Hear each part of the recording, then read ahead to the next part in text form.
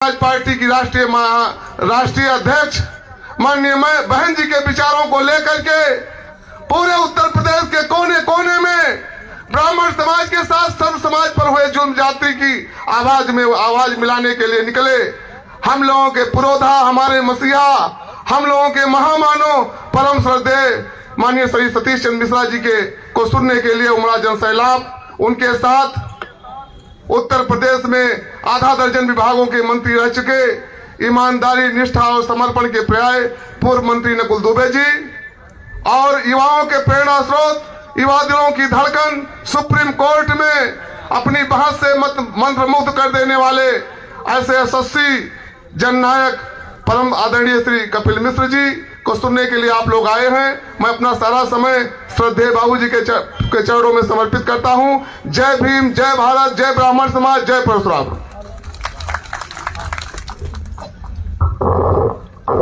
अब मैं सादर अनुरोध करता हूं कि आदरणीय श्री कपिल मिश्रा जी आए, अपनी बात रखें।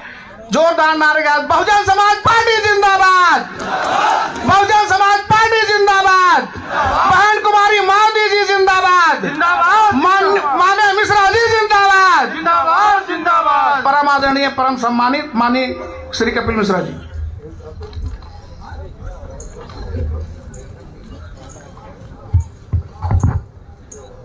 यहाँ मंच पे उपस्थित सभी गणमान्य जनों को और खास तौर से जो दूर दूर से आप सब लोग हमारे आदरणीय पिताजी के विचार, उनकी बातें सुनने और समझने आए, आप सभी को मेरा दिल से सादर प्रणाम। साथियों, हमें आदरणीय बहन जी के शासनकाल के वक्त को याद करने की जरूरत है। उस समय सभी लोग कितने सुरक्षित थे, खास तौर से इस प्रदेश की महिलाएं। आदरणीय बहन जी के शासनकाल खत्म होते ही गुंडा राज शुरू हो चुका है, जिसमें सबसे ज्यादा शोषण इस प्रदेश की महिलाओं के साथ हो रहा है। साथियों, आप हर रोज न्यूज़पेपर खोलिए, अखबार खोलिए या न्यूज चैनल, टीवी चैनल खोल लीजिए, कम से कम 5 से 10 खबरें तो छपी ही होती हैं महिलाओं के साथ हुए उत्पीड़न और शोषण की। ऐसे प्रदेश का वादा किया था इस सरकार ने। साथियों, आदरणीय बहन जी से अच्छा महिलाओं का दुख दर्द और कोई नहीं समझ सकता है। पिछले 10 साल से इस सरकार ने और इसकी पिछली सरकार ने सिर्फ और सिर्फ इस प्रदेश की जनता को धोखा देने का काम किया है। इस सरकार ने तो 2 करोड़ नौकरियां देने का वादा किया था, बल्कि बदले में इन्होंने 2 करोड़ नौकरियां छीनने का काम किया है। साथियों, कोरोना काल के वक्त जो लोग बेरोजगार हुए या और प्रदेशों में अपना काम छोड़ छाड़ के मजबूरी के कारण वापस अपने इस प्रदेश आना पड़ा, उनको आज तक रोजगार नहीं मिला है। और जब भी हमारे नौजवान साथी और बेरोजगार भाई और बहनें जब अपनी रोजगार की मांग रखने या उनकी नौकरी की मांग रखने इस सरकार के पास जाते हैं, तो ये बदले में सिर्फ लाठी और डंडे ही देती है ये सरकार। साथियों, अब वक्त आ गया है इनके असली चेहरे को पहचानने का। आरक्षण के नाम पे भी सिर्फ धोखा देने का काम कर रही है ये सरकार। चाहे रेलवेज हो या और कोई भी सरकारी यूनिट्स हो, एक एक करके सब ये प्राइवेट कंपनियों के हाथों में बेच रही है। और ये हर कोई अच्छे से जानता है कि प्राइवेट कंपनीज और ऑर्गेनाइजेशंस में कोई आरक्षण नहीं चलता है। साथियों, वहीं उसकी जगह जब आदरणीय बहन जी का शासनकाल था तो उन्होंने जमीनी तौर पे काम किया था। उनके शासनकाल के वक्त लगभग 23,50,000 नौकरियां दी गई थी, जिसके चलते उस समय लगभग 1 लाख सफाई कर्मचारियों को भर्तियां दी गई थी। बहन जी स्वच्छता अभियान के नाम पे इस सरकार की तरह फर्जी प्रचार प्रसार नहीं करती और एडवर्टाइजमेंट नहीं करती, वो हकीकत में जमीनी तौर पे काम करती हैं। साथियों, उनके शासनकाल के वक्त टीचरों को पूरा मान सम्मान दिया गया था और उस समय लगभग 2 लाख से अधिक टीचरों अध्यापकों को नौकरियां दी गई थी। युवाओं के अच्छे भविष्य के लिए, सुरक्षित भविष्य के लिए अनेकों school, colleges, engineering college, IT college, medical college और कई यूनिवर्सिटीज खोली गई थी ताकि हमारे इस प्रदेश के युवा बच्चे अपना भविष्य सुरक्षित और अच्छा रख सकें। साथियों, इनका काम, इस सरकार का काम सिर्फ दिखावे का है, जिसका सबसे ज्यादा ये दुरुपयोग सोशल मीडिया और ये प्रचार प्रसार के द्वारा करती है। सोशल मीडिया के माध्यम से भी ये सबसे ज्यादा गलत उपयोग जो करता है, उसके माध्यम से ये पहुंचने तक लोगों के आजकल चाहे मोबाइल फोन हो, हर किसी के, बड़े से बड़ा शहर हो, छोटे से छोटा गांव हो, हर किसी का सोशल मीडिया में अकाउंट है, चाहे वो व्हाट्सएप हो या फेसबुक, ट्विटर, कुछ भी हो, जिसके जरिए सिर्फ और सिर्फ ये सरकार अपने दुराचार और बुरे अपने जो भी जितने जहां जहां इनके प्रचार फैलाने, जो इन्होंने झूठे वादे फैलाने, सिर्फ उन्हीं को फैलाने का काम करती है।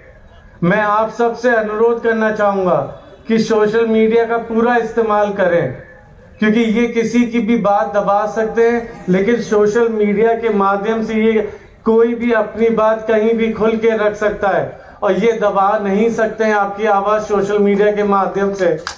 तो आप सबसे अनुरोध करूंगा कि खुल के इनके इन झूठे प्रचारों का विरोध करें सोशल मीडिया के माध्यम से। और मैं ये भी चाहूंगा कि सोशल मीडिया के माध्यम से आप हमसे जुड़ें, क्योंकि आपकी जितनी तकलीफें जो आप सरकार तक नहीं पहुंचा पा रहे हैं, या जो भी आपको दिक्कतें हैं, या दूर दूर से प्रदेशों से जो लोग हम तक नहीं पहुंच पा रहे हैं, तो वो लोग सोशल मीडिया के माध्यम से जुड़ के, हमसे जुड़ के अपनी तकलीफें और बातें रख सकते हैं। और इस चीज का मैं वादा करता हूं कि आपकी एक एक तकलीफ नोट करी जाएगी और आदरणीय बहन जी तक पहुंचाने का मैं माध्यम है, मैं जरिया बनूंगा आपकी सारी तकलीफें, खासतौर से युवा नौजवान भाई बहनों की तकलीफें पहुंचाने का। और इस चीज का आश्वासन आदरणीय बहन जी ने मुझसे कहा है और ये जिम्मेदारी मेरे कंधों पे डाली है उन्होंने कि जितनी जो भी तकलीफें हैं नोट करी जाएं, जो समझी जाएं, वो उन तक पहुंचाऊं। उन्होंने कहा है कि सरकार बनते ही सबसे पहले खासतौर से युवाओं की समस्याओं का समाधान करने का वो पूरा प्रयास करेंगी। साथियों, इस सरकार ने आजकल आप लोग कई चीजें, कई झूठे वादे, कई घोषणाएं सुनेंगे, जिसके चलते जेवर एयरपोर्ट का नाम भी आप लोग आजकल न्यूज में चर्चा में सुना होगा। पूजा पाठ करते हुए कुछ लोगों की तस्वीरें भी छपी होंगी। मेरा आप सबसे एक बात बताना है कि आदरणीय बहन जी द्वारा जब उनकी 2007 से 12 के बीच सरकार थी, तब जेवर एयरपोर्ट का प्रपोजल आदरणीय बहन जी द्वारा लाया गया था और उसके लिए जमीन का आवंटन भी आदरणीय बहन जी द्वारा किया गया था, ना कि इनकी तरह जो अब जाके, और वो भी अब जाके, ये लोग इससे पिछले 4-5 साल पहले कहां थे जब इनकी सरकार बनी थी। अगर यही पूजा पाठ इनको करनी थी और फोटोएं खिंचवानी थी तो 5 साल पहले ये खिंचवा लेते जब इनकी सरकार बनी थी, तब कार्य काम शुरू हो जाता, तो अब तक शायद वहां से अब तक हवाई जहाज अपनी हवाई उड़ान भी भर रहे होते। इसी तरह कई आपको फर्जी इनके, जिसका चुनाव पास आते आते कई घोषणाएं सुनेंगे। खास तौर से मैं आजकल के नौजवान, स्कूल के बच्चे और जो कॉलेज के हमारे छात्र हैं उनको बोलना चाहूंगा कि आजकल ये कल भी बड़ा दिखावटी कार्यक्रम हुआ, सुनने में आया कि इन्होंने कई लोगों को मोबाइल फोन और लैपटॉप बांटे हैं। मैं एक चीज लैपटॉप नहीं, मोबाइल फोन और टैबलेट बांटे हैं। मैं एक चीज पूछना चाहूंगा इस सरकार से कि ये लोग तब कहां थे जब 2 साल पहले कोविड के कारण सब स्कूल कॉलेजेस बंद थे और हमारे गरीब बच्चे जो मजबूरी के कारण, जिनके पास मोबाइल फोन ये सब नहीं था, तो वो लोग अपनी पढ़ाई घर से नहीं कर पाए, जो ऑनलाइन क्लासेस चल रही थी, और उसके कारण ये हमारे इस प्रदेश के गरीब बच्चे 2 साल अपनी पढ़ाई में पीछे हो गए। इनको तब याद नहीं आई थी उन बच्चों की। अब जब चुनाव पास आ गया है तब खाली फर्जी मोबाइल फोन का ढोंग करके उनका वोट खरीदने के चक्कर में ये अब मोबाइल फोन बांटने का नाटक कर रहे हैं। साथियों, इनके असली चेहरे को पहचानिए।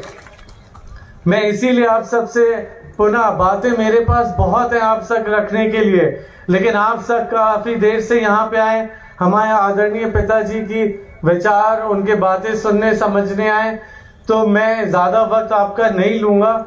लेकिन बस इतना वादा जरूर करना चाहूंगा कि आज मैं पहली बार आपके बीच आया हूं, लेकिन ये आखिरी बार नहीं है।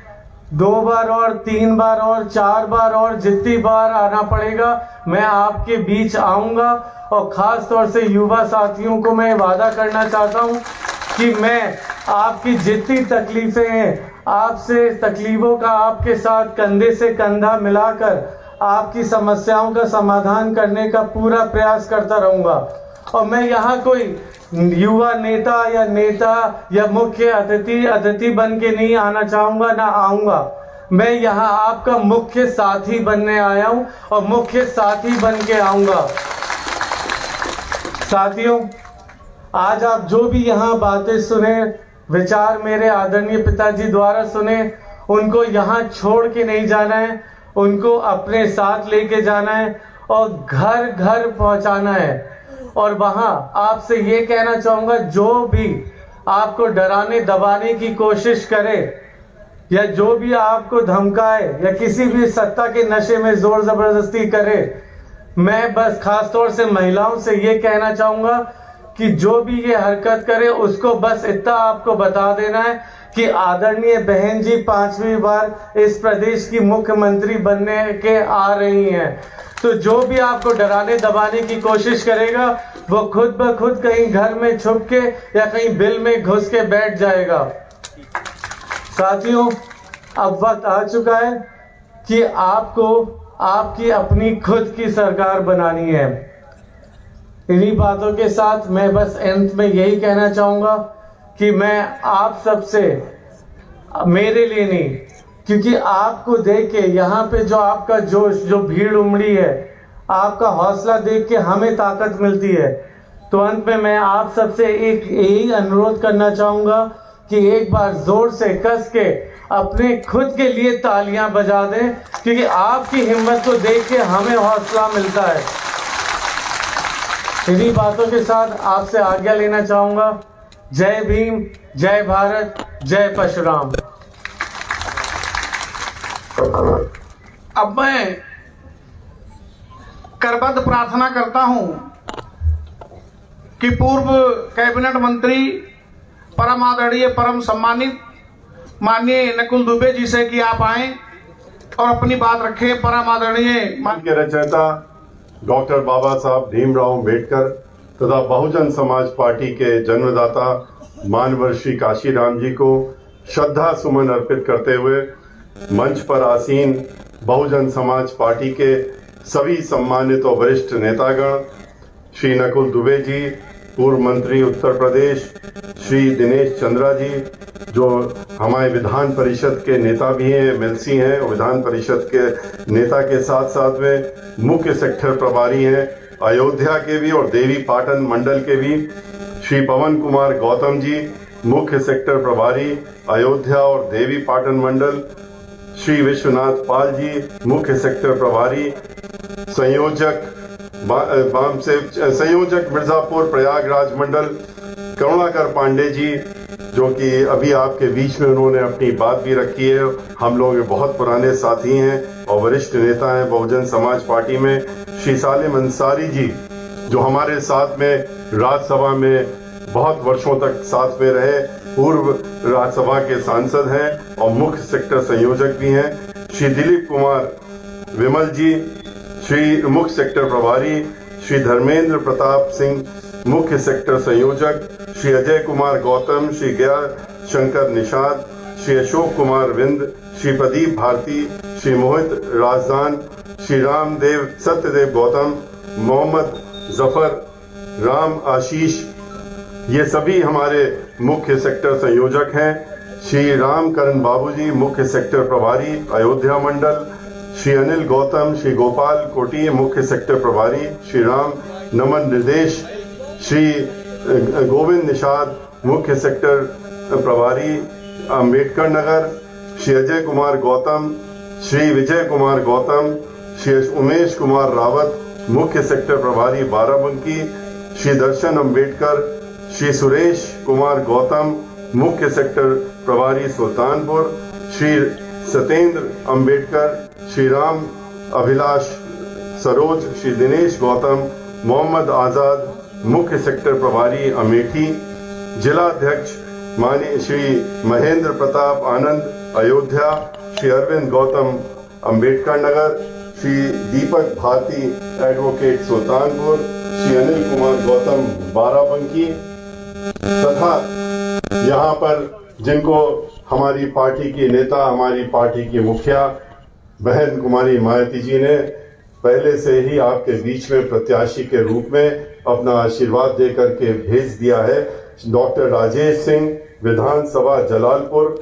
श्री चंद्र प्रकाश वर्मा विधानसभा अकबरपुर। श्रीमती केडी गौतम विधानसभा आलापुर। श्री राम किशोर शुक्ला विधानसभा रामनगर बाराबंकी। डॉक्टर विवेक सिंह वर्मा विधानसभा सदर बाराबंकी। श्री ओपी सिंह विधानसभा सदर जयसिंहपुर। श्री हीरालाल गौतम विधानसभा कादीपुर सुल्तानपुर। तथा इनके साथ साथ में आज इस सभा में माननीय बहन जी ने, हमारी पार्टी की मुखिया ने 3 ऐसे लोग हैं जिनकी की प्रत्याशी के रूप में घोषणा की भी जिम्मेदारी हमारे ऊपर दी है। डॉक्टर DS मिश्रा सुल्तानपुर विधानसभा से इनको प्रत्याशी के रूप में घोषित किया गया जा रहा है। श्री उदय राज वर्मा लभुआ विधानसभा से प्रभारी के रूप में थे और प्रत्याशी के रूप में आज आपके बीच में इनकी भी घोषणा की जा रही है। श्रीमती रागिनी तिवारी ये प्रत्याशी के रूप में अमेठी विधानसभा से इनकी भी घोषणा की जा रही है। श्रीमती रागिनी तिवारी जो आपके बीच में है, ये तीनों ही लोग जो आपके बीच में हैं, डॉक्टर DS मिश्रा, श्री उदय राज वर्मा और श्रीमती रागिनी तिवारी, ये तीनों ही बहुत पुराने बहुजन समाज पार्टी के कर्मठ साथी हम लोगों के रहे हैं और बहुत दिनों से हम लोगों के साथ में जुड़े हैं। और अब ये 7 लोग जिनका नाम पहले मैंने लिया है और ये 3 लोग, ये 10 के 10 लोग ये मान के चल रहे हैं हम लोग। और जिस तरह से आज आपका उत्साह देख रहे हैं, जिस तरह से आज आप यहाँ इकट्ठा हैं, ये तय है कि ये अब प्रत्याशी नहीं, ये अगले 2 महीने के बाद जब निर्णय मार्च के महीने में आएगा तो ये विधानसभा के सदस्य के रूप में आपके बीच में आएंगे और हम लोग भी इनके साथ में आपके बीच में आने का काम करेंगे। भाइयों, आज आपके इस जनसभा को देख करके और इतने जो हमारे कर्मठ कार्यकर्ता आज यहाँ इतनी बड़ी संख्या में मौजूद हैं, इससे ये साफ नजर आ रहा है कि अब की बार अयोध्या मंडल जो कि तत्कालीन फैजाबाद मंडल था, इसमें जो 25 सीटें हैं और 25 में से जो 6 सुरक्षित सीटें हैं, ये 25 की 25 सीटें अब की बार हम लोग बहुजन समाज पार्टी को जिता करके और बहन मायावती जी के देने का काम करेंगे। और 5वीं बार जब वो मुख्यमंत्री बनेंगी तो इसमें सबसे बड़ा योगदान फैजाबाद, तत्कालीन फैजाबाद मंडल जो कि अब अयोध्या मंडल है, इसका निश्चित रूप से सामने नजर आने का काम करेगा। भाइयों, चुनाव अब 10 दिन के बाद घोषणा हो जाएगी। 10 दिन से ज्यादा समय नहीं लगने वाला है और इन 10 दिनों के बाद में आप लोग चुनाव के मैदान में होंगे, हमारे सभी साथी भी चुनाव के मैदान में होंगे और ये 10 दिन जो है बहुत ही कीमती इसीलिए आपके लिए हैं। इन 10 दिनों में आपको अपनी पूरी ताकत लगानी होगी, पूरी ताकत दिन रात 24 घंटे अब आपको अपने लिए लगाना होगा। अपने लिए हम इसलिए कह रहे हैं क्योंकि जो आएगी सरकार, जो माननीय बहन मायावती जी 5वीं बार मुख्यमंत्री बनकर के बहुजन समाज पार्टी की जब सर्वजन हिताय और सर्वजन सुखाय की जो सरकार बनाएंगी, वो आपकी अपनी खुद की सरकार होगी और अपनी सरकार बनाने के लिए आपको अपनी पूरी ताकत लगाना ही चाहिए और लगा रहे हैं आप, लेकिन इसको और बढ़ाने का काम करिए। इसमें दिन रात झोंकने का काम करिए। बहुत समय आपने इन लोगों को देखा, भारतीय जनता पार्टी, इसके पहले समाजवादी पार्टी को इनका उत्पीड़न सहा है। आप लोग एक एक दिन गिन रहे थे कि कब ये 5 साल पूरे होंगे, कब इनसे छुट्टी मिलेगी और कब बहन मायावती जी उत्तर प्रदेश की फिर से मुख्यमंत्री बन करके आएंगी। तो अब ये समय आ गया है और इस समय का उपयोग आपको करना बहुत निश्चित है, बहुत जरूरी है। आप लोग ये मान करके चलिए कि हमारे ये साथी जिनके नाम हमने लिए हैं ये प्रत्याशी के रूप में नहीं है, बल्कि आप अपने आप को प्रत्याशी मानिए, क्योंकि हम आप में से जितने लोग यहाँ बैठे हैं आपको अपना प्रत्याशी मानते हैं। और जब प्रत्याशी के रूप में आप आएंगे और जब अपना कार्य शुरू करेंगे, निश्चित रूप से आप हर तरह की योजना बनाएंगे, हर वो काम करेंगे, हर वो सोचने का काम करेंगे जो कि आप चुनाव जीतने के लिए अपने लिए करते। और इसलिए उन सब चीजों को करने का काम करिए। हम लोग तो आपके बीच में आए हैं क्योंकि आपके बीच में आकर के अपनी नेता, अपनी मुखिया की बातें आप तक पहुंचाने के लिए हम आपके बीच में पहले भी आए। हमने तो 23 जुलाई को अयोध्या से ही कार्यक्रम शुरू किया था। 23 जुलाई से चल करके जब 75 जिले में गए थे तो शुरुआत तो हमने अयोध्या से ही की थी। और आज फिर आपके बीच में आए हैं। ये 18 मंडलों का कार्यक्रम जो हम लोग कर रहे थे वो करते करते 31 तारीख को समाप्त होने जा रहा है। और अब की बार हम लोग आपके बीच में आज आए हैं। कुछ बातें जो उस समय कही थी उसको दोहराने के लिए नहीं आए। अब की बार आपके बीच में चुनाव के हिसाब से जो हमारी मुखिया, हमारी पार्टी की नेता के निर्देश हैं और जो उनके संदेश हैं वो आप तक पहुंचाने आए हैं। हमारे साथियों ने, पूर्व वक्ताओं ने आपके बीच में काफी बातें रखी, लेकिन कुछ बातें हम भी आपके सामने रखना चाहेंगे। आप देखिए, आप तो अयोध्या के हैं, अयोध्या वासी हैं। अयोध्या में आपने देखा कि अयोध्या का विकास कहां नजर आ रहा है आपको, कहां विकास दिख रहा है आपको अयोध्या का। अयोध्या के नाम पे हजारों हजारों करोड़ रुपए का बजट तो हर 3 महीने में निकल जाता है। केंद्र की जो उत्तर प्रदेश की सरकार है उसके बजट निकाल करके और फिर उसका कहते हैं कि हमने अयोध्या में इस्तेमाल कर लिया। कहां पर किया है? अयोध्या की सड़कों का हाल वही है, अयोध्या के मोहल्लों में जाइए वही है। यहाँ पर जो दिखता है, क्या दिखता है, वही दिख रहा है जो कि बहन मायावती जी की सरकार में हुआ था। चाहे वो 14 कोसी जो परिक्रमा का सड़क है उसको चौड़ाकरण करके उसको बनवाने का काम हो, चाहे अयोध्या में, पूरे अयोध्या में सीवर लाइन बिछाने का काम हो, वहां पानी का लाइन बिछाने का काम हो, और चाहे सरयू नदी के तट पर जितने भी जो स्थान है उसको सौंदर्यीकरण करके, शुद्धिकरण करके करने का काम हो, वो भी बहन मायावती जी ने किया था। और इसके साथ साथ में यहाँ पर सीवेज ट्रीटमेंट प्लांट भी अयोध्या का बहन मायावती जी ने किया था। लेकिन वो धर्म के नाम पे या भगवान के नाम पे वोट मांगने का काम हम लोगों की पार्टी ने कभी नहीं किया। हम लोगों ने तो ये अपना दायित्व समझा कि जहां जहां पर भी धर्म स्थलियां हैं वहां पर उसका विकास होना आवश्यक है और उसका विकास होना चाहिए, लेकिन वोट के नाम पे नहीं, वोट की चीज बना करके नहीं। जिस तरह से वोट के ठेकेदार ये लोग राम के नाम लेकर के वोट लेने का काम करते हैं, सबसे गलत काम यही होता है। हमारी निगाह में सबसे गलत काम यह है कि आप भगवान को नाम लीजिए और फिर वोट मांगने का काम करिए। इससे ज्यादा गलत काम नहीं हो सकता जो कि भारतीय जनता पार्टी करने का काम करती है। हम लोगों ने वृंदावन में 550 करोड़ रुपए खर्च करके पूरे वृंदावन का समग्र विकास किया। चाहे वहां पर नया हॉस्पिटल देने की बात हो, चाहे वहां नया बिजली घर देने की बात हो, चाहे 29 किलोमीटर का परिक्रमा स्थल बनाने की काम हो, और चाहे वहां पर सीवर ट्रीटमेंट प्लांट लगाने का काम हो, सीवर लाइन बिछाने का काम हो, पानी की लाइन बचाने का काम हो, विधवा आश्रम बनाने का काम हो, बस अड्डा बनाने का काम हो, बिजली घर बनाने का काम हो, ये सारे काम किए। लेकिन हम लोगों ने उस नाम से वोट नहीं मांगा। हम लोगों ने वहां का समग्र विकास किया। अयोध्या में जो काम किए उसके लिए कभी वोट नहीं मांगा। वाराणसी में जो काम हम लोगों ने किए, चाहे वो सीवेज 100 करोड़ का सीवेज ट्रीटमेंट प्लांट हो, और चाहे वहां के फ्लाईओवर हो, और चाहे वहां जितने घाट हैं उनको सुदृढ़ीकरण करने का काम हम लोगों ने किया, लेकिन उसके नाम से हमने वोट कभी नहीं कहा। हम लोगों ने बिठूर में जाकर के जहां मां सीता और लव कुश रहे वाल्मीकि आश्रम में जा करके वाल्मीकि आश्रम को हम लोगों ने उसका सुदृढ़ीकरण किया, सौंदर्यीकरण किया। उसको हम लोगों ने पूरे बिठूर को समग्र विकास करने के लिए 150 से 200 करोड़ रुपए खर्च करे। वहां सीता रसोई से लेकर के लव कुश आश्रम सब कुछ बनाने का काम किया। लेकिन कभी भी हम लोगों ने ये नहीं कहा कि हमने मां सीता का जो स्थान था जहां इतने साल रही, वो लव कुश के साथ में रही, वो हमने उसका सौंदर्यीकरण किया, उसका हमने समग्र विकास किया, इसलिए हमको वोट दे दो। ये लोग तो पता नहीं क्यों सीता का नाम नहीं लेते हैं।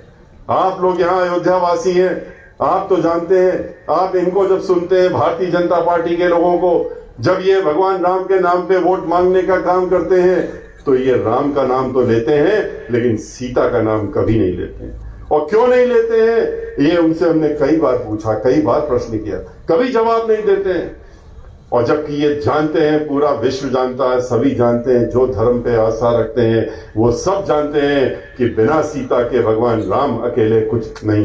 राम बिन सीता नहीं हो सकते, जैसे कि राधा बिन कृष्ण नहीं हो सकते, ऐसे ही राम बिन सीता नहीं, पार्वती बिन जैसे कि शिव जी नहीं हो सकते। लेकिन ये महिलाओं के बारे में इनकी कुछ सोच अलग है और इसीलिए आपने देखा कि ये लोग नहीं नाम लेंगे। आप जब भी ललकारने का काम करेंगे, डराने का काम करेंगे, कुछ और करेंगे, लेकिन महिलाओं के बारे में ये वार्ता नहीं करते। महिलाओं के लिए सिर्फ दिखावे का काम करते हैं। वोट लेने होगा तब जरूर महिलाओं की बात करेंगे। जैसे कि अभी कपिल मिश्रा ही कह रहे थे कि वोट लेने के लिए लैपटॉप दे रहे हैं आखिरी महीने में, आपको मोबाइल फोन दे रहे हैं, कह रहे हैं वोट दे दो हमको, ये हम 10,000 रुपए का एक तुमको सामान दे रहे हैं। वोट खरीदने का काम कर रहे हैं। इसी तरह से महिलाओं से भी तरह तरह के वादे वोट लेने के लिए करेंगे। बताइए, 10,000 रुपए का मोबाइल फोन दे रहे हैं और कहते हैं कि तुम हमको वोट दे दो। अरे बहन मायावती जी की याद करिए, वो इन सब चीजों पे नहीं करती कि 10,000 का लैपटॉप दे दो या मोबाइल फोन दे दो, जैसे समाजवादी पार्टी ने जब सरकार जा रही थी तब किया था। और उसके बाद क्या हुआ, उसके बाद वो लैपटॉप भी बंद हो गए, सब चीजें बंद हो गई। लेकिन याद किसको किया लोगों ने? नौजवानों ने, चाहे लड़कियां हो चाहे लड़के हो, उन्होंने बहन मायावती जी को इसलिए याद किया कि उन्होंने ये तो नहीं बांटा, लेकिन उन्होंने नौकरियां बांटने का काम किया। उन्होंने 23 लाख से ज्यादा लोगों को नौकरियां देने का काम किया। 1,10,000 सफाई कर्मी तो आते ही देने का काम किया था। उन्होंने ऐसे लोगों को सक्षम बनाने का काम किया जो पढ़े लिखे नौजवान थे, उनको उन्होंने कहा कि हम इनको नौकरी दे करके इनकी क्षमता ऐसी करेंगे कि ये एक नहीं 4-4 लैपटॉप और 4-4 मोबाइल फोन हर महीने खरीद करके और अपने और लोगों को बांटने की क्षमता रखें, अपना जीवन भी सुधारने का काम करें। उनको तनख्वाह मिले हर महीने जिससे कि वो अपना जीवन सुधार सकें। लेकिन इनकी सोच में और बहुजन समाज पार्टी की मुखिया की सोच में बहुत अंतर है। ये लोग विनाश की बात करते हैं, ये लोग डराने धमकाने की बात करते हैं, ये लोग रोक करके उनको मारने की बात करते हैं, ठोकने की बात करते हैं लोगों को, लेकिन भ्रष्टाचार बढ़ाने का काम करते हैं। अयोध्या में आपने देखा अभी क्या निकला, जमीनों का घोटाला और राम मंदिर के नाम पे घोटाला। जमीनें किस तरीके से सस्ते दाम में किसानों से खरीद करके और किस तरह से ट्रस्ट में बेचने का काम उसको 20-20 गुना नहीं 100-100 गुना बढ़ाकर करने के काम इन्हीं के लोग कर रहे हैं, ट्रस्ट के लोग कर रहे हैं, यहाँ के अधिकारी कर रहे हैं। जब रिपोर्ट छप गई एक अखबार में और आ गया खुलासा तो कहते हैं कि हम इंक्वायरी कराएंगे। बहन मायावती जी ने कहा कि इसकी इंक्वायरी किसी अधिकारी के माध्यम से नहीं हो सकती, एसडीएम के माध्यम से कमिश्नर की इंक्वायरी कराएंगे। क्या एक एसडीएम कमिश्नर की इंक्वायरी करेगा, डीएम की इंक्वायरी करेगा, अपने से बड़े अधिकारी की करेगा? लेकिन ये खाली लपेटने दिखाने के लिए, लोगों पर उस पर पर्दा डालने के लिए इस तरह की बात कर देते हैं और कहते हैं कि हम इंक्वायरी बैठा रहे हैं। बहन मायावती जी ने इसीलिए कहा कि सर्वोच्च न्यायालय को इसको खुद संज्ञान में लेना चाहिए और लेने के बाद अपने स्तर पर इंक्वायरी बैठानी चाहिए, जिस तरह से सर्वोच्च न्यायालय ने अपने स्तर से किसानों के मामले में, लखीमपुर के मामले में जहां 4-4 किसानों की हत्या कर दी गई, उसमें करने का काम किया। आज उत्तर प्रदेश में जब इनको वोट चाहिए था तो आपके बीच में आकर के तरह तरह के एक के बाद दो के बाद 10 वादे ही वादे करते गए। इतने वादे झूठे कर डाले कि लोगों को लगा कि अब क्या इससे अच्छी सरकार कहां आ सकती है। समाजवादी पार्टी की सरकार से ऐसे ही लोग परेशान थे, दुखी थे, क्योंकि समाजवादी पार्टी की सरकार तो जब आती है सभी को मालूम है सरकार बनते ही और जैसे ही उनके मुख्यमंत्री शपथ लेते हैं उसी समय से उसी क्षण से क्या होता है प्रदेश में गुंडागर्दी, माफियागर्दी, दहशतगर्दी, डकैती, फिरौती, बलात्कार और दंगे फसाद हर चीज शुरू हो जाती है और थोड़े बहुत संख्या में नहीं होती। दंगे फसाद जब कराने होते हैं उनको तो एक दो नहीं कराते हैं, 134 दंगे उत्तर प्रदेश में कराने का काम समाजवादी पार्टी की सरकार में हुआ और इसीलिए हम लोग सभी जानते हैं दंगे होते नहीं है, दंगे तो कराए जाते हैं और कराने के लिए ये और भारतीय जनता पार्टी मिल करके दंगे कराने का काम करते हैं। ये लोग एक दूसरे से मिले रहते हैं, एक दूसरे के पर्यायवाची हैं और हम लोग इसीलिए कहते हैं कि एक ही सिक्के के दो पहलू हैं, क्योंकि इन्होंने पहले भी दिखाया कि हम मिले हुए हैं, बाद में भी दिखाया कि हम मिले हुए हैं, अभी 3 दिन पहले भी दिखा दिया कि हम लोग मिल करके एक ही हैं। हम लोग दिखावे के लिए अलग अलग होते हैं और दिखावे के लिए ऐसी बातें करेंगे भड़काने वाली, लोग सोचेंगे अरे वाह ये तो एक अल्पसंख्यक समाज के लोगों को ऐसे अल्फाज बोलने का काम करेंगे, भड़का करके बताने का काम, संदेशा पहुंचाने करते हैं कि हम तुम्हारे साथ में हैं। लेकिन इसी तरह से भारतीय जनता पार्टी के लोग भी इन्हीं से मिल करके तय करके एक रणनीति के तहत भड़काने की बात करते हैं जिससे कि समाज में आपस में बिखराव हो और इनका फायदा हो, इनको वोट मिले। बहन मायावती जी की तरह नहीं कि आपस में भाईचारा हो, सब जन एक साथ रहें, एक साथ मिलकर के काम करें। सभी बहन मायावती जी की सरकार थी, याद करिए एक भी दंगा हुआ, एक भी फसाद हुआ। अयोध्या का निर्णय तो बहन मायावती जी की सरकार के दौरान में आया था, पूरे देश में कर्फ्यू लगा हुआ था, लगा दिया कि आज निर्णय आ रहा है, स्कूल बंद हो गए, कॉलेज बंद हो गए। अकेला उत्तर प्रदेश था जहां प्राइमरी स्कूल भी बहन मायावती जी ने बंद नहीं होने दिए थे। उन्होंने कहा था कि अगर कुछ बात हो जाती तो हमारा मुख्यमंत्री बने रहना ही बेकार है।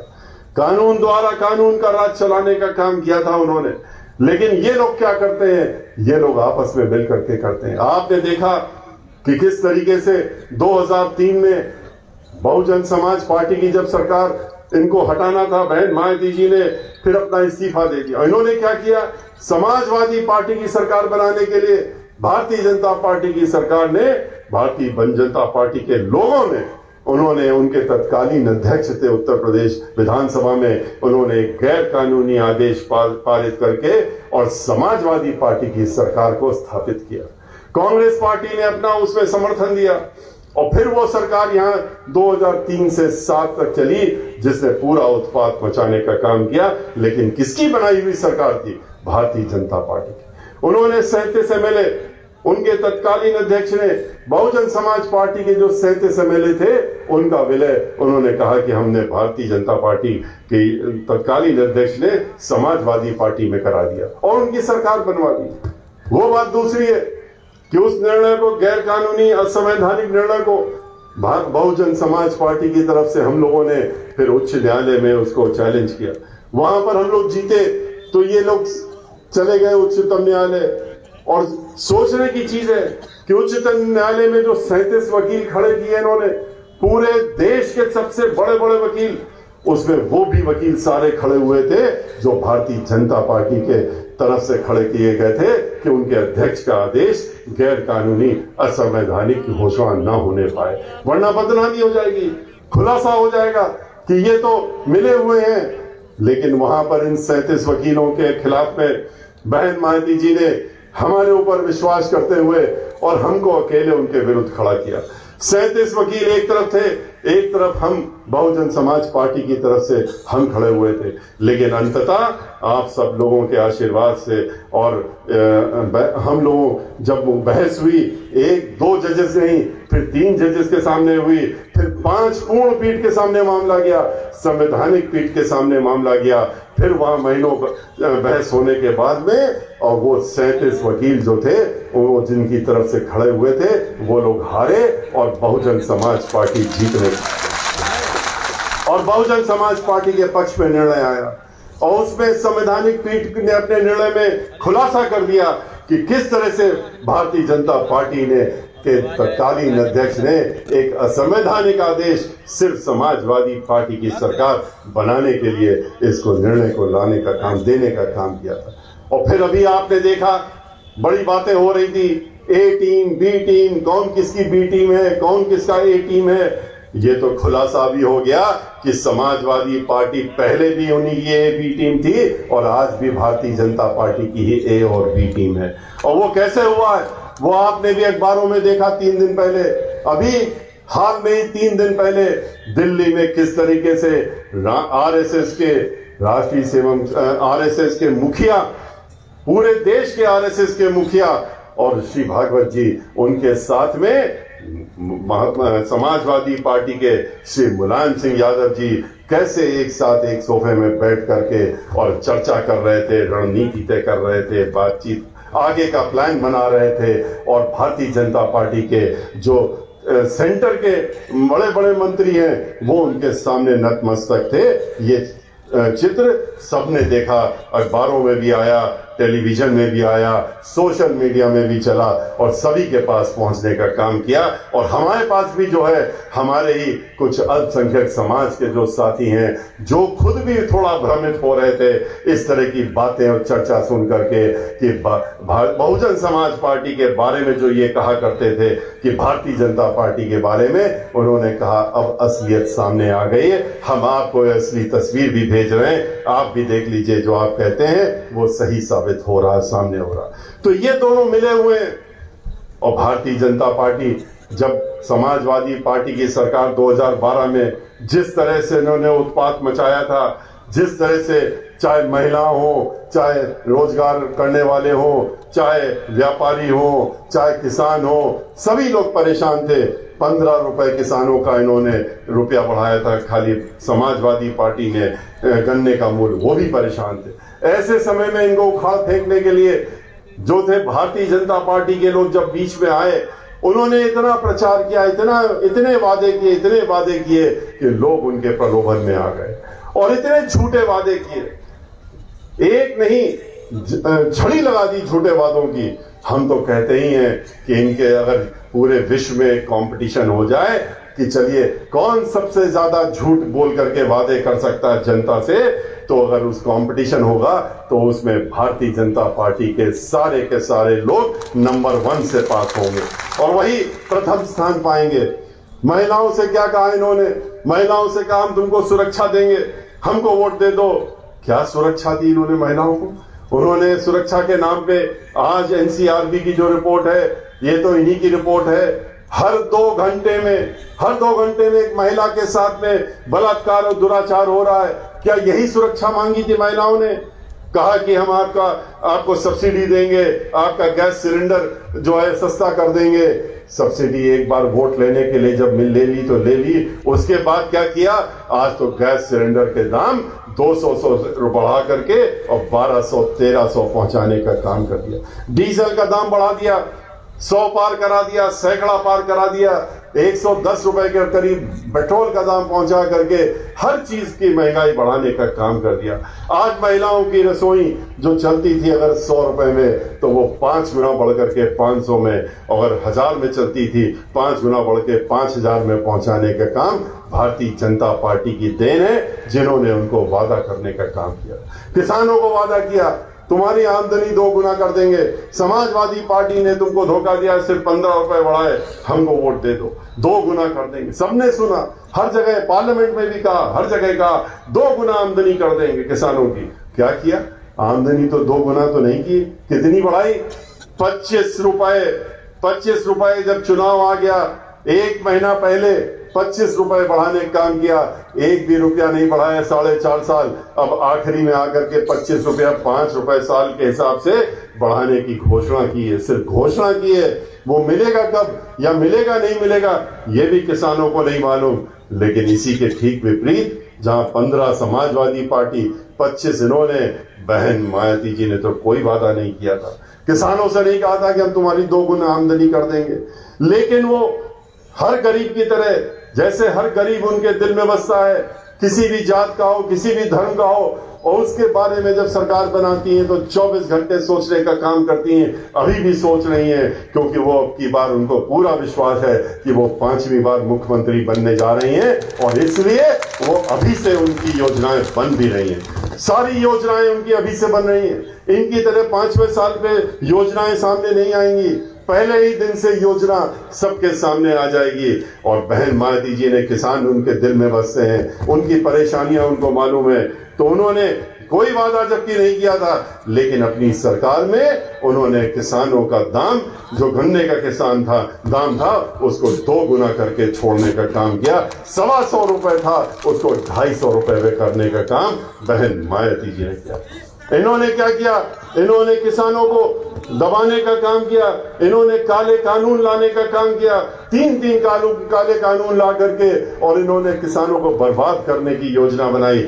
उनका दाम तो नहीं बढ़ाया, लेकिन 3 काले कानून ला करके ऐसे कानून लाए जिसके तहत में उनको जमीन ठेकेदारी में, और बड़े बड़े उद्योगपति, वही उद्योगपति चुने हुए जिनके हाथों में इन्होंने पूरा देश बेच दिया है, बैंकों को कर्जदार करके बैंकों को भी बेचने का काम, पहले उनको लुटवाया फिर उन्हीं के हाथ में बैंक बेच दो।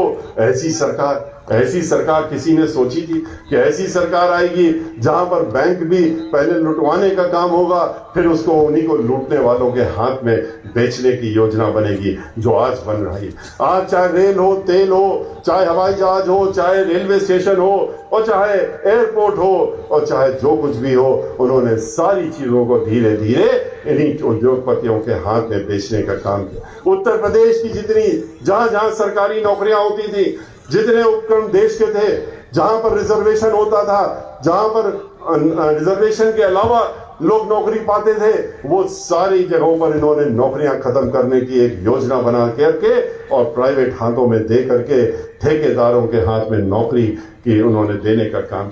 आज ठेकेदारी में नौकरी होती है इन सब जगहों पर। ठेकेदार जब चाहे ठोकर मार करके बाहर कर देता है। 5,000 एक इंजीनियर को देता है, एक पीएचडी वाले को 6,000 देता है, और मजबूरी में उनको लेना पड़ता है। बहन मायावती जी की सरकार में नगर निगम हो, चाहे जल निगम हो, चाहे पीडब्ल्यूडी हो, चाहे इरिगेशन डिपार्टमेंट हो, और चाहे जो ब्रिज कॉर्पोरेशन हो, यहां पर जो लाखों की संख्या में सरकारी नौकरियां होती हैं, उनको बहन मायावती जी यहीं के लोगों को देने का, उत्तर प्रदेश के लोगों को देने का काम करती हैं। इन्होंने ये सारी नौकरियां बंद कर दी।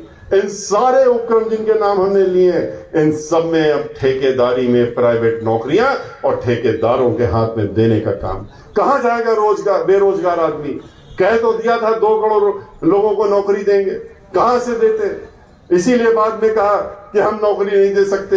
आंदोलन किया, बेरोजगारों ने जाकर के कहा वोट तो तुमने हमसे ले लिया था, अब हमें नौकरी क्यों नहीं दे रहे हो? तो क्या मिला उनको?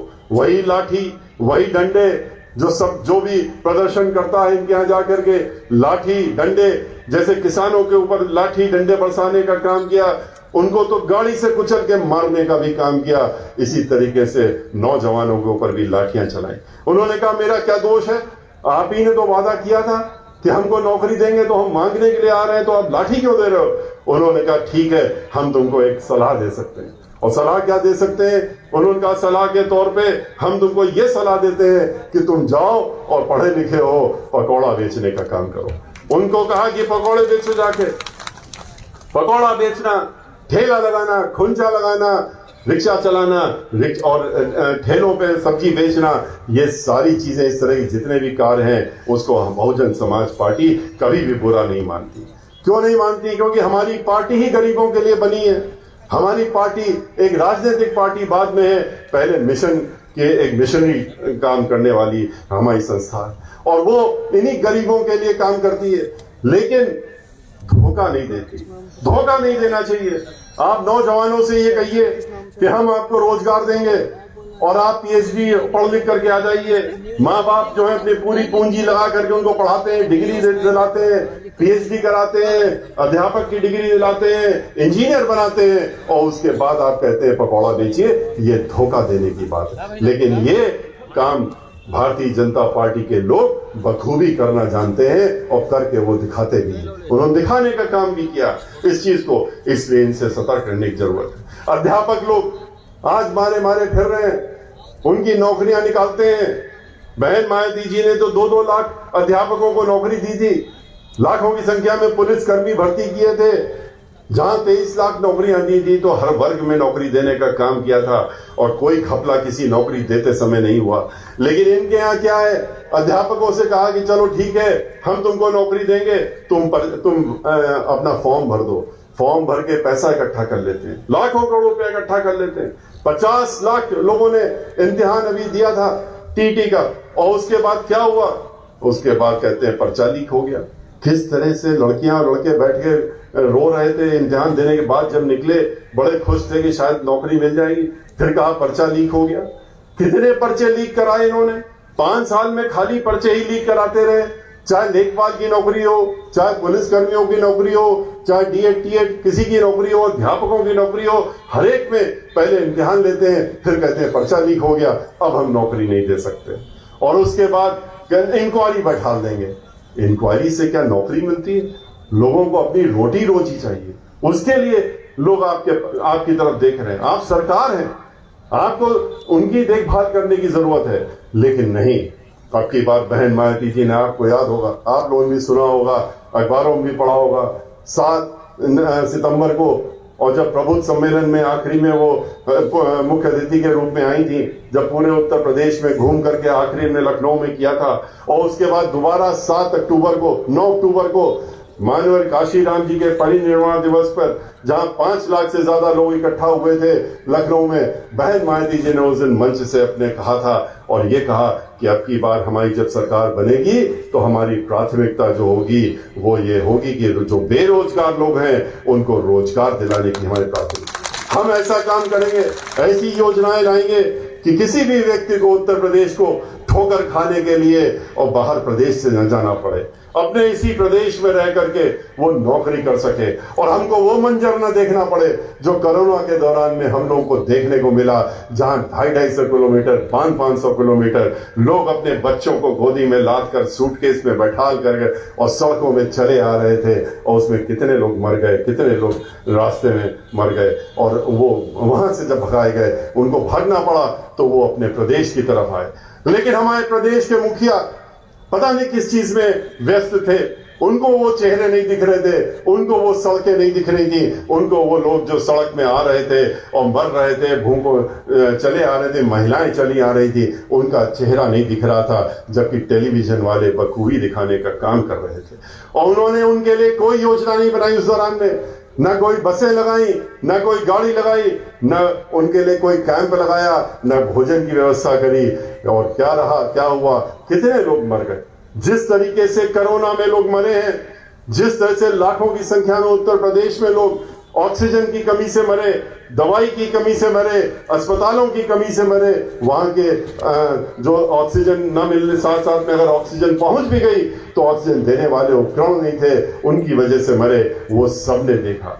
और हमारे मुखिया, हमारे उत्तर प्रदेश के मुख्यमंत्री क्या कहते हैं कि नहीं, इससे अच्छा काम तो कहीं हुआ ही नहीं जितना अच्छा हमने किया।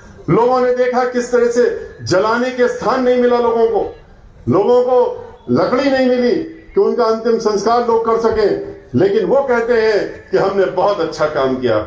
और हर अखबार में आज आप देखेंगे, आज का अखबार उठा लीजिए, कल का उठा लीजिए, पिछले कई महीनों को उठा लीजिए, खाली उनकी तस्वीर पहले पन्ने से लेकर आखिरी पन्ने तक, और क्या कहते हुए कि देखिए हमने कितना अच्छा काम किया, हम कितने उपयोगी मुख्यमंत्री आपके लिए हैं, ये बताने का काम वो सिर्फ और सिर्फ विज्ञापन से करते हैं, काम से नहीं, विज्ञापनों से करते हैं। और विज्ञापन कैसे होते हैं, जिसमें 300 करोड़ रुपए हर महीने खर्च हो रहे हैं। ये तो आरटीआई की एक दरखास्त में निकला कि 300 करोड़ रुपया हर महीने विज्ञापन पे खर्च कर रहे हैं। 3600 करोड़ रुपया सालाना, 20,000 करोड़ रुपया 5 साल में आपने सिर्फ ये बताने के लिए कि हम कितने उपयोगी हैं और हम कितना अच्छा काम कर रहे हैं, ये झूठा प्रचार करने के लिए आपने अपने ऊपर खर्च कर दिए।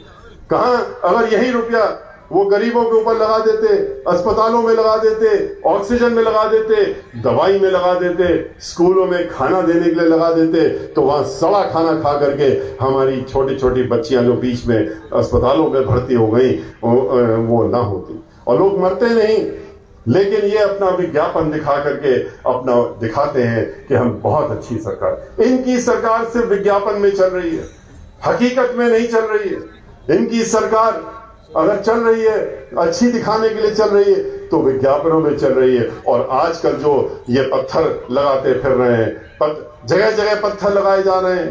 पिछले 1 महीने 1.5 महीने में हजारों करोड़ की योजनाओं के पत्थर लग गए। और क्या कहते हैं, देखिए ये सब योजनाएं हम लाएंगे, हमको फिर से आप इस सरकार बना दीजिए, हम आगे चल के योजनाएं लाएंगे। अगर ऐसी योजनाएं लानी थी तो आपने 4.5 वर्ष पहले 5 जब आपकी सरकार बनी थी तब क्यों नहीं पत्थर लगाए और तब क्यों नहीं योजनाएं शुरू करी? यही फर्क है इनमें। और बहन मायावती जी ने अपनी सरकार जब बनाई थी, आते ही सारे कार्यक्रम शुरू कर दिए थे।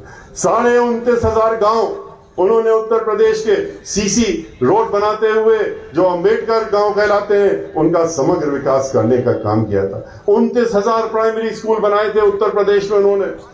5,500 जूनियर हाई स्कूल बनाने का काम किया अपने 5 साल में।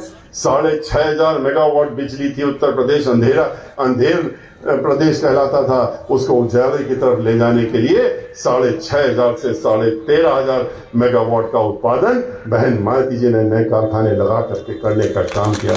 उत्तर प्रदेश को एक उजाले की तरफ ले जाने का काम किया।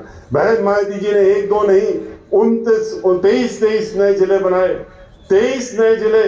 जब जिला बनता है तो उसका समग्र विकास होता है। वो सभी लोग जानते हैं, मजबूरी होती है सरकार की कि उसका विकास तो करना ही पड़ेगा, उसमें करोड़ भी देनी पड़ेगी, कचहरी भी रहेगी, हर चीज, पुलिस लाइन भी होगी, सब चीजें होंगी। इसलिए उन्होंने 23 नए जिले उत्तर प्रदेश को देने का काम किया। उन्होंने 1-2 नहीं, आधा दर्जन से ज्यादा यूनिवर्सिटी बनाई और अंतरराष्ट्रीय स्तर की बनाई यूनिवर्सिटी। अगर उन्होंने उत्तर प्रदेश की पहली अरबी फारसी यूनिवर्सिटी बनाई तो लखनऊ में उन्होंने डॉक्टर शकुंतला मिश्रा के नाम से उन्होंने विकलांगों के लिए भी यूनिवर्सिटी बनाई, जिसमें ये पूरे विश्व में पहले ऐसी एक यूनिवर्सिटी है जो अकेले विकलांगों के लिए अलग से बनाने का काम किया, जिसमें प्रदेश और देश और विदेश के लोग भी बच्चे वहां आ रहे हैं। 20,000 से ज्यादा बच्चे आज वहां पढ़ रहे हैं। और ऐसे लोग जिनके कोई पूछने वाला नहीं था, बहन मायावती जी ने उनके लिए यूनिवर्सिटी बनाने का काम किया। उन्होंने मेडिकल कॉलेज आधे दर्जन से ज्यादा बनाने का काम किया। इनकी तरह नहीं कि कह रहे हैं हर जिले में मेडिकल कॉलेज बना रहे हैं और क्या कर रहे हैं, जो वहां का जिला का अस्पताल है उसको मेडिकल कॉलेज की घोषणा कर रहे हैं। वहां पर क्या व्यवस्था है, वो अस्पताल तो चलने लायक नहीं है, उसको मेडिकल कॉलेज के रूप में बदल दिया और अपनी पीठ थपथपाते हैं, एडवर्टाइजमेंट देते हैं, विज्ञापन देते हैं कि हमने तो प्रदेश को इतने मेडिकल कॉलेज देने जा रहे हैं। अगर ऐसे मेडिकल कॉलेजों से डॉक्टर पढ़ के बाहर निकलेंगे तो आप खुद भी सोच सकते हैं कि वो कैसे डॉक्टर होंगे और किस तरह का आपका इलाज करेंगे। ये भी लोग देखने का काम आगे करेंगे। इसलिए आपको ये देखना जरूरी है कि इनकी सरकार में कौन खुश है। एक तरफ बहन मायावती जी, जिन्होंने कानून द्वारा कानून का राज चलाया, महिलाओं को सुरक्षा दी। ये कहते थे कि महिलाओं को सुरक्षा देने काम करेंगे, लेकिन आपको बताया मैंने कि हर 2 घंटे में एक बलात्कार उत्तर प्रदेश में एनसीआर। बहन मायावती जी की सरकार याद करिए, बहन मायावती जी कानून द्वारा कानून का राज चलाने का काम करती थी, किसी को बख्शती नहीं थी। अपने खुद के मेंबर ऑफ पार्लियामेंट को भी उन्होंने कानून अपने हाथ में जब लेने का काम किया था। 15 दिन पुरानी सरकार थी खाली 2007 में, और अपने घर में बुला करके और जेल में हथकड़ी लगा के भिजवाने का काम किया था और पूरे 5 साल तक जेल में रखने का काम किया। उनके लिए कोई अपना पराया नहीं, इनकी तरह नहीं कि ये हमारे अपने लोग हैं, इनको छोड़ दो, इनके ऊपर कुछ मत करना। और इन लोगों को ये ब्राह्मण है, ब्राह्मण उनके पता नहीं क्यों ब्राह्मणों से वैर है, उनको क्यों वैर है ब्राह्मणों से। हमारे माननीय मुख्यमंत्री खास तौर से कहते हैं कि ये ब्राह्मण जो लोग हैं और उनको उनसे इतनी नाराजगी है कि न जाने क्यों इतनी नाराजगी है, ये आज तक समझ में नहीं आया। वो कहते हैं कि इतनी दहशत फैला दो, उनकी सोच ये है कि जैसे अल्पसंख्यक समाज के बीच में डरा दो, धमका दो, दहशत फैला दो, बुलडोजर चलाने का काम करो। वो कहे ब्राह्मण समाज को भी सोचते हैं कि इतनी दहशत फैला देंगे कि वो अपने बिलों में घुस जाएंगे। कौन से बिल में घुसेंगे? ये ब्राह्मण समाज के लोग हैं, ये भगवान श्री परशुराम के वंशज हैं, ये बिलों में नहीं घुसते हैं। ये लोगों को बिलों में घुसने का काम करते हैं और लोगों को रास्ते बाहर करने का काम करते हैं। ब्राह्मण समाज एक बार तय कर लेता है तो वो फिर किनारे करने का काम भी करता है, सत्ता से बाहर कर किनारे पहुंचाने का काम करता है। और सत्ता से किनारे करने का काम ब्राह्मण समाज के लोगों ने 2007 में करके भी दिखाया, जब बहन मायावती जी के साथ में उन्होंने कंधे से कंधा मिला करके और दलित समाज के साथ में भाईचारा बनाते हुए, जिसके साथ में पहले से ही अल्पसंख्यक समाज के लोग और अन्य समाज के लोग और जो पिछड़ा वर्ग समाज के लोग हैं पहले से ही जुड़े हुए हैं, उनके साथ भाईचारा बना करके और बहन मायावती जी के हाथ मजबूत करते हुए सर्वजन हिताय सर्वजन सुखाय की सरकार ब्राह्मण समाज के लोगों ने बनाने का काम 2007 में किया और अब की बार भी निश्चित रूप से करेंगे। वो डरने वाले नहीं, दबने वाले नहीं। 14% और 16% के लोग हैं उत्तर प्रदेश में, जहां 25 करोड़ लोग रहते हो, वहां 3 करोड़ के ऊपर लोगों को तुम प्रदेश से क्या बाहर निकालोगे। ये कहते हैं हम इनको इतना डरा देंगे, धमका देंगे कि ये प्रदेश छोड़ करके चले जाएंगे। ये प्रदेश छोड़ करके जाने वाले नहीं है। यहाँ की जनता अब की बार जिसको कि बुलडोजरों से डराने का काम करते हैं, 500 से ज्यादा ब्राह्मणों की ठीक है हत्या करा दी, हत्या हो गई उनकी, 100 से ज्यादा ब्राह्मण समाज का इनकाउंटर हो गया, लेकिन वो उनमें से नहीं है कि चुप बैठ जाएंगे। अब की बार वो लोग मिल करके और अगर 14% और 22% जो दलित समाज के लोग हैं, अगर यही अकेले दोनों इकट्ठा हो जाते हैं तो यही सब पर भारी पड़ जाते हैं चुनाव के नाम पर पे, और ये 40% के करीब पहुंच जाते हैं और सत्ता अपने हाथ में लेने की क्षमता रखते हैं। और इनके साथ में जब अल्पसंख्यक समाज के लोग और पिछड़ा वर्ग समाज के लोग इकट्ठा होकर के जुड़ जाते हैं तो उन्होंने 2007 में जो करके दिखाया, अब की बार 2022 में भी वही दोहराने का काम अवश्य ये लोग करने का काम करेंगे, ये निश्चित है। ये जितना भी कर लें। खुशी दुबे, आपने देखा कि ब्राह्मण समाज के लोगों से इतनी नाराजगी है कि महिला क्या एक लड़की को भी नहीं छोड़ा। 16.5 साल की लड़की, एक दिन पहले शादी होती है और एक दिन पहले शादी होकर के अपने घर में आती है दूसरे जिले से। उसकी तो मेहंदी भी हाथ की नहीं सूखी थी, उसको भी उसके पति को तो आपने गोलियों से भून दिया, गाड़ी पलटाई और भून दिया, लेकिन उसको भी आप उठा ले गए, उसको भी जेल में जाके रख लिया और सीधे मुख्यमंत्री के कार्यालय से उसकी पूछताछ, उसकी बेल होने ना पाए, इस बात की पैरवी होती है मुख्यमंत्री कार्यालय से। अब आपको ये एक 16.5 साल की लड़की सिर्फ मिली है कि इसको जेल में रखे रहना है, चाहे जैसे भी रहे। और आज वो तो है ही जेल में, उसके साथ में जो परिवार में काम करने वाली महिला थी उसकी और 2 महिलाएं थी, उनके एक के तो 6 साल की बच्ची और 3 साल का बच्चा, उसको भी जेल में रखा हुआ है। इस तरह का आपका ब्राह्मणों के प्रति रोष है, इस तरह से आप नाराज हैं। और इतना ही नहीं, ये नाराजगी आपने अभी हाथरस में फिर से दिखा दी, जहां पर दलित समाज की एक बेटी के साथ घृणितकार हुआ था। वहां महिला, एक जो ब्राह्मण समाज की महिला थी, उसके साथ में अभी इसी महीने क्या हुआ, एक रेणु शर्मा नाम की लड़की जो कि ब्राह्मण समाज से थी। सिर्फ इतना ही दोष था उसका, जैसे खुशी दुबे का क्या दोष है ब्राह्मण समाज की, इतना ही बड़ा दोष है। और कोई वो हत्या तो कर नहीं रही, वो तो उसी दिन आई थी। ना वो कोई डकैत है, ना कोई बकैत है, ना कोई माफिया है, लेकिन ना उसके हाथ में कोई बंदूक मिली, उसके हाथ में तो मेहंदी मिली, लेकिन फिर भी जेल में बैठी हुई और जेल में पड़ी हुई। इसी तरह से रेणु शर्मा, वो एक राजनीतिक महिला थी, पूर्व ब्लॉक प्रमुख थी, उसके ऊपर भारतीय जनता पार्टी के लोग नाराज हो गए, उसको फर्जी मुकदमे डाल करके जेल में भिजवा दिया, उसकी बेल ना होने पाए। इसकी पूरी पैरवी लखनऊ से चल रही थी और बेल जब हो गई तो बहुत नाराज हुए, इतना नाराज हुए कि बेल कैसे हो गई, ये ब्राह्मण समाज की महिला अब तो ये बाहर आ जाएगी और इसको तो अंदर रहना चाहिए। उसकी बेल होने के बाद भी 15 दिन तक उसको जेल से बाहर नहीं आने दिया।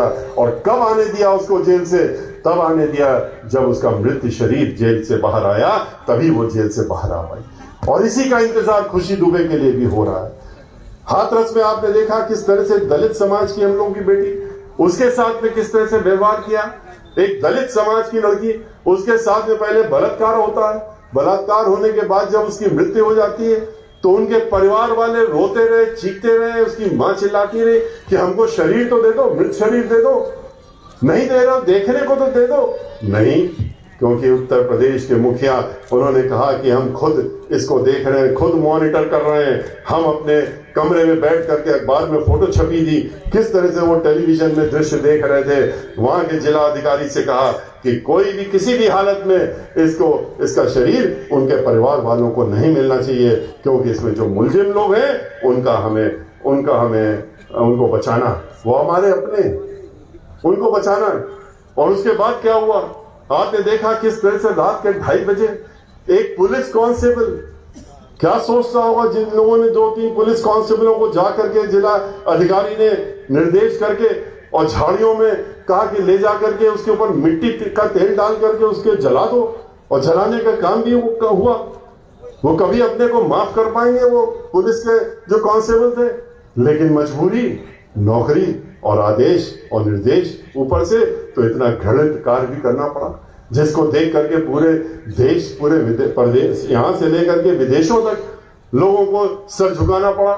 वहां के अखबारों में, मैगजीनों में पहले पन्ने में ये तस्वीर छपी कि उसको ले जाके खेत में, खलियान में, और वहां जाकर के उसके ऊपर एक मिट्टी का तेल डाल करके उसको जलाने का काम किया गया, इतना घृणित कार्य किया गया। ये वो सरकार है, कहती है कि हम बहुत संवेदनशील हैं, हम तो महात्मा हैं, हम तो धर्मात्मा हैं, हम सब लोग महात्मा हैं, पूरी पार्टी हमारे लोगों की जो है धर्म के ठेकेदार है, तो इसलिए हम ही लोगों को वोट दो। क्या यही धर्म सिखाता है?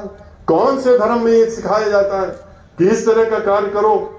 लेकिन इनके पास कोई और धर्म की किताब होगी जिसमें कि ये सिखाया जाता होगा, जो हम लोगों को नहीं कभी देखने को मिली, हम लोगों को कभी पढ़ने को नहीं मिली, वो इन्होंने पढ़ ली होगी। और इसीलिए मेरा आपसे कहना है कि इनका असली चेहरा, जैसे हमारे दोनों साथियों ने और इसके पहले साथियों का, इनका असली चेहरा पहचान लीजिए।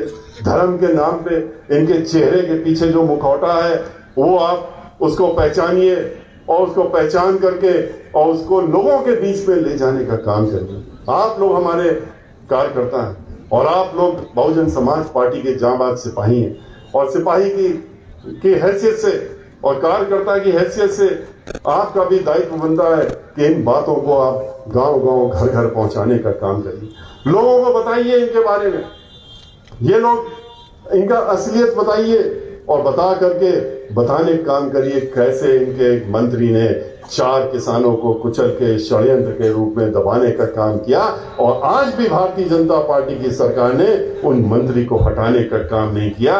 ये वो सरकार है, ये वो सरकार है जिनकी सोच ही ऐसी है। कहते हैं रोको, मारो, ठोको। किस तरह से गोरखपुर में होटल के अंदर 12 बजे एक व्यापारी सो रहा, उसको दरवाजा तोड़ करके गोली मार दी जाती है। किस तरह से लखनऊ में गाड़ी रोक करके एक ब्राह्मण समाज का एक नौजवान साथी जो एक नौकरी कर रहा था अमेजॉन कंपनी में, उसको रोका, नाम पूछा और गोली मार दी। किस तरह से बुंदेलखंड में और वहां पर एक व्यापारी को रोक करके उसकी गाड़ी के अंदर एक आईपीएस अधिकारी गोली मार देता, और 1.5 वर्ष से वो आईपीएस अधिकारी फरार है, और ये सरकार कहती है उनको ढूंढ नहीं पा रहे हैं। क्या कोई विश्वास करेगा इस पे?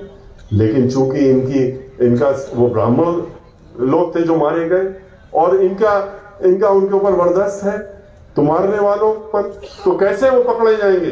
तो इन सब चीजों को ध्यान में रखते हुए मेरा आपसे अनुरोध है कि आप लोग अब की बार इस आने वाली जो 2022 में चुनाव है, इसमें पूरी ताकत लगा करके बहन मायावती जी को 5वीं बार मुख्यमंत्री बनाने का संकल्प लीजिए। और अगर आप हमारे साथ में हैं, हमारी बातों में आप हमारे साथ में हैं, हमारे साथियों के साथ में हैं, तो मैं ये जरूर चाहूंगा कि एक बार खड़े होकर के दोनों हाथ उठा करके और इस संकल्प को आप हमारे सामने दोहराने का काम कर देंगे, तो मुझे भी विश्वास हो जाएगा। और आपके इस संदेशा जो आप दोनों हाथ उठा करके और हम लोगों का साथ दिखाने का काम कर रहे हैं, इसको बहन मायावती जी को पहुंचाने का काम हम जरूर करेंगे, और उनको ये बताने का भी काम करेंगे 25 में 25 सीटें, और उसमें से 6 सुरक्षित सीटें अब की बार बहन मायावती जी की झोली में हम लोग जरूर डालने का काम करेंगे।